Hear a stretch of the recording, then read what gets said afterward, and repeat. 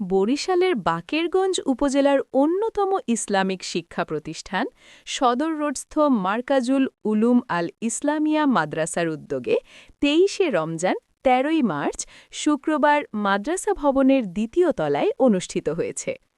আয়োজিত ইফতার মাহফিলটি ছিল আন্তরিকতা, সৌহার্দ্য আর সম্প্রীতির এক সুন্দর মিলন মেলার মতো।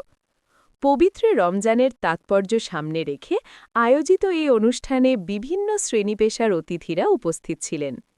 ইফতারের আগ মুহূর্তে সংক্ষিপ্ত আলোচনা ও দোয়া মাহফিল অনুষ্ঠিত হয়।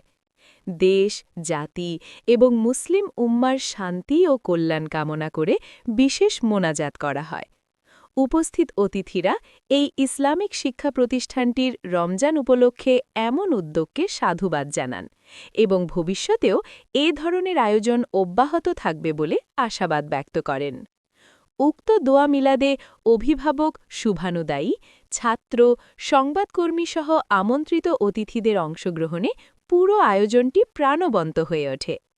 মার্কাজুল উলুম আল ইসলামিয়া মাদ্রাসার শিক্ষকগণ বলেন, এ ধরনের আয়োজন এটা কোনো সৌজন্য সাক্ষাৎ নয়, বরং পারস্পরিক সম্পর্ক দৃঢ় করার একটি গুরুত্বপূর্ণ মাধ্যম।